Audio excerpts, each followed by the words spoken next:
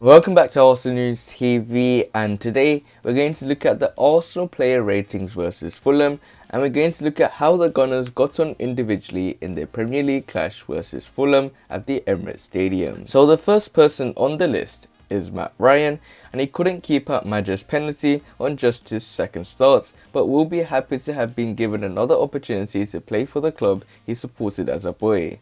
He was loud as ever as the Australian looks to be a solid enough backup for Bernd Leno, and I thought it was very vital that he made that pre-assist for Eddie Nketiah's goal with his header, and I thought it was solid enough, and he gets a standard 6 for his performance. Next up, we got Hector Bellerin, and he was nowhere near a good enough display if he wants to get his regular starting spot back from Callum Chambers. Perhaps it was tactical, but the Spaniard offered considerably less going forward than we've seen from his competitors in recent weeks, and was wasteful in possession on a few occasions.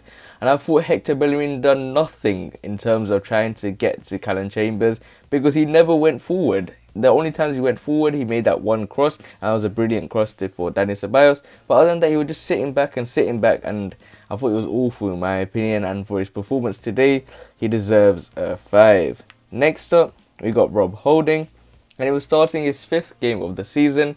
The Englishman led the back line pretty well for most of the game.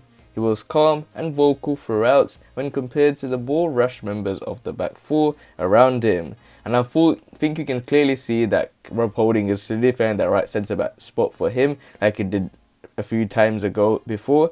And for his performance today, he deserves a 6. Next up, we got Gabrielle Magalias, and the Brazilian has been very good for most of this season, but he is prone to the kind of rash moments that saw the penalty given to Fulham. Admittedly, Lemina did appear to make the most of what minimal contact there was, but Gabrielle Magalias should not have given the option to do so, and I think it was very rash from Gabrielle Magalias, and he probably failed to keep that starting spot his, and probably when Pablo Mari comes back into the next game, he will be playing at the left centre-back position, and for his performance, he deserves a 5.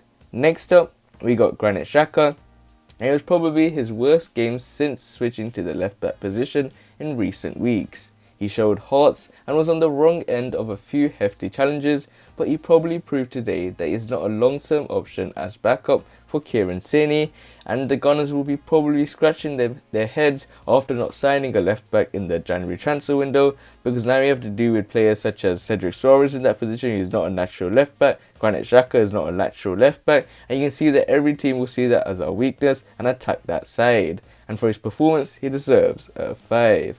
Next up, we got Dani Ceballos, a few lovely tricks and flicks, and was unlucky not to get onto the score sheet in the first half.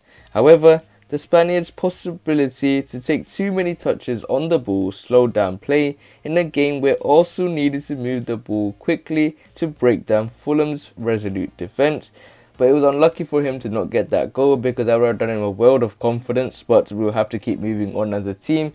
And this inconsistency is something that is going through the players, and we clearly see that with Ceballos. And for his performance today, he deserves a 6. Next up, we got Mohamed El Neni, and the Egyptian is a hard-working and popular member of the squad, but the drop in quality from Thomas Partey is alarming.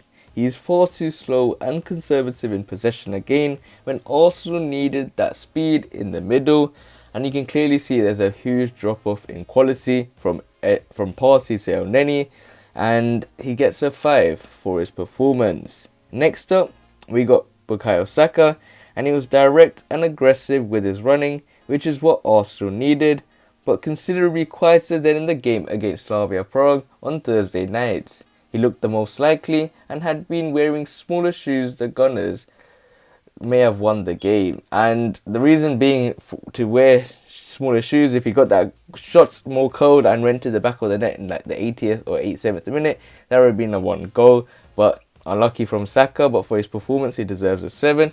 Next up, we got Emil Spifro, and he found pockets of space in between the tightly packed Fulham defence on occasion, but again couldn't influence the game as often as on Thursday. There were some nice moments of link-up play, but not quite good enough on the day. And you can clearly see there's a less passion and desire in this game from Smith Rowe. like there was for the Slavia Prague game, but for his performance he deserves a 6. Next up we got Gabriel Martinelli. He was aggressive in his running and direct as ever, but couldn't quite find the end product. The Brazilian has a tendency to play with his head down, and there were 3 occasions against Fulham where a little look up may have made the difference, and you can clearly see that he's very direct in his play and he was causing the right back problems, and Martinelli made a strong case to be starting in the next game versus Everton, but for his performance today, it's fair to say I think he deserves a 6. Next up we got Alexandre Lacazette, and it was devastating for Arsenal that the Frenchman, who has been in such fine form, recently pulled up in the second half today.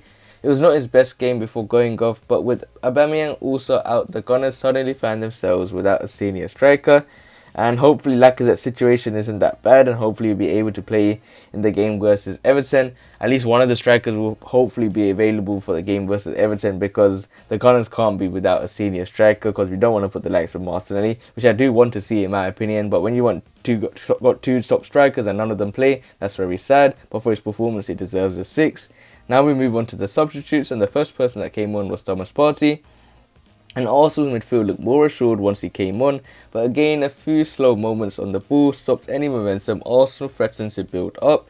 But you can clearly see that huge improvement in quality when it comes to Partey and when we just had El Neni.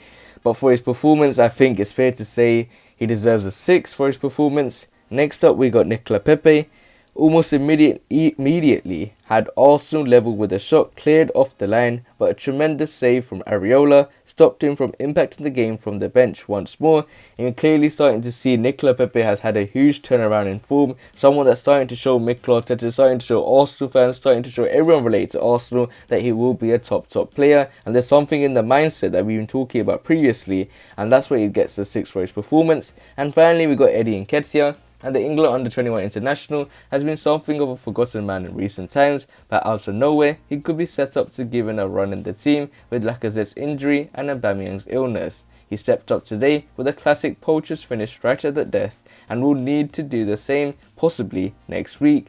And that's hopefully not if the case is that Alexandre Lacazette is injured and Aubameyang won't be able to play, then Eddie Nketiah looks like the third man to play up front, because Martinelli looks to play on the left-hand side, and maybe following Balogun may be given a chance as well. But you can clearly see Nketiah has the quality, because he's such a poacher when it comes to just in front of the goal, in that 6 yards, you give him the ball, he'll get into the back of the net, and that's what he done today. But that's it guys, these are my player ratings for the game versus Fulham. But other than that guys, remain blessed, stay tuned for the next video, and peace.